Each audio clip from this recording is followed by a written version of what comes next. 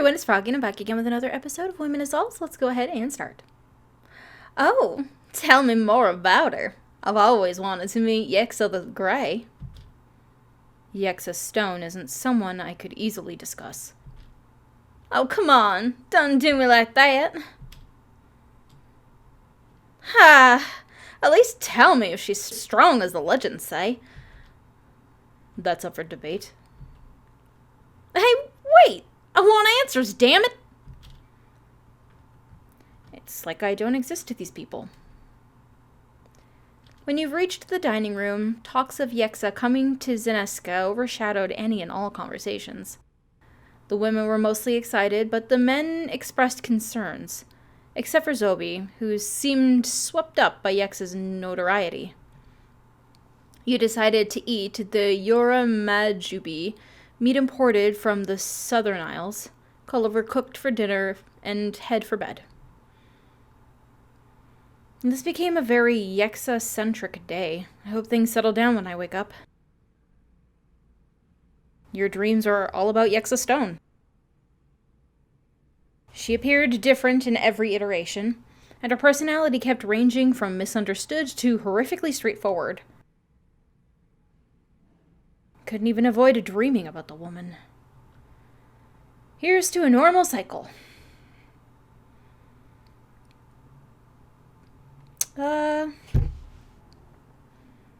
Let's go to our office. Oh. Zaris. Let's talk to XA. It's been a little while. Come on in, XA, probably. Hey, look at you with the solid guesses. My mom, she's coming to Zeneska. Please advise. I hope that's a good thing? Both good and bad. She's chill and all that, but a bit awkward when it comes to my condition, you know? Like she's some badass soldier who helped Lady Vicia uphold Rama's cave and got the feather to prove it. Oh, wait, is your mom Yexa? But figuring out what's wrong with her daughter? With someone with a mental illness that isn't well known? Gotta be tough.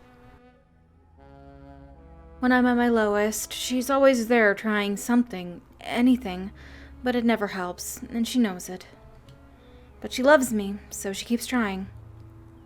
It's so stressful, it makes me feel so shitty. Well, what can either of us do?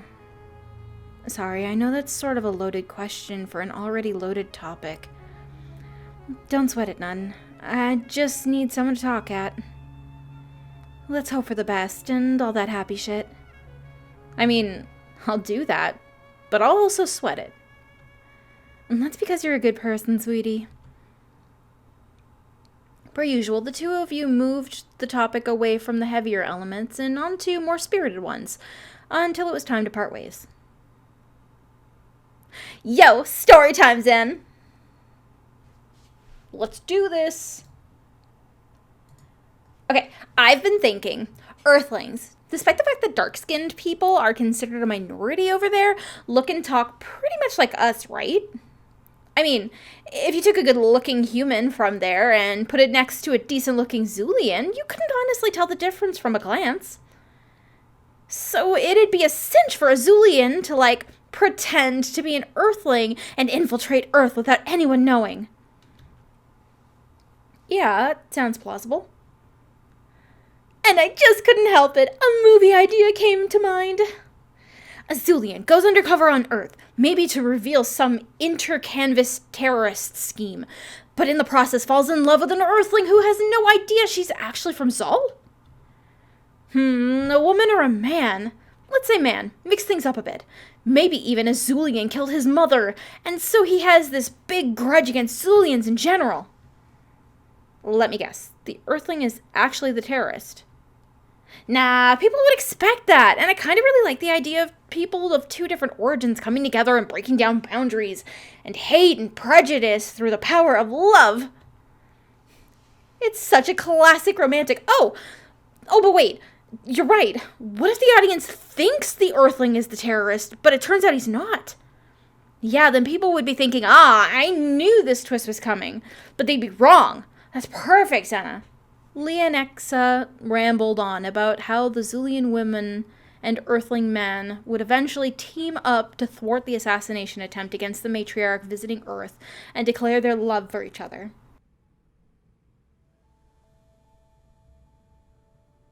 I go by chef, not cook. Get it right. Is that your official title here? The matriarch allows it, so I'd say. I see. Then chef it is. Wait, that's it? No bullshit about knowing my place? I've no interest in such views. Oh, and why's that? It doesn't help or hurt anyone in my family. So what use is such a belief to me? You sure are different from your daughter. A sentiment oft told to me. Claire walked away from Culliver with zero interest on her face over the conversation she just left. She took a seat at the table and drank some of the purified Zala resting in front of her. Once Clannis came into the dining room, you figured it was best to eat the nogruba, a meat packed with complimentary veggies, and leave for bed sooner than later. Compared to the last cycle, this one was incredibly chill. You went to bed quickly, descending into the world of dreams after, although you remember none of them. Not remembering my dreams is almost as bad as the really bad ones. Let's go to the city library today. After a brief inquiry at the docking station, you were able to request an airship to pick you up and take you to the Zeneska University's library. The university library was still quiet. You were beginning to think that no one was ever in here. What did the university students do instead? Let's go to the records section. You pick up a large book titled Political Maps of Southern Zal and crack it open. Official name, Zaros, capital, Justice City, Districts 1, 2, 3, and Prime District. Did we already read this one? So there's an extreme case of classism. It's perfect for those who wish to live near. Yes, okay, so we've already read this one before. Continue reading for a few hours. So nothing new. You feel more pragmatic. It's great. Another uneventful time in the dining room, and the chicken salad did little to add variety. Kind of hoping something more interesting happens after I get some sleep. Kinda not. After another stream of dreams passed by your mind, none of which you remembered. That's twice now. Your phone buzzed, so you checked the notification. Hello? Okay, Clannis is sending me a selfie. Think this would make a human girl smile? Yes. Let's go to the castle library. At least somewhat familiar with the layout, you dove into the stacks. Let's go to fiction. A loose thread catches your hand as you pass by, and you bend down to look. The section is full of books by Norma Jeth, I don't know, a famous horror writer of both the psychological and visceral varieties. The book that grabbed your attention is titled Mother, Mother. Surprisingly, the main character is a man sold to service in a brothel, an unusual choice for a main character. But something about his matriarch seems a little off the more you read, and some of the patrons are going missing. You continue reading for a few hours. You feel more inquisitive. You betcha!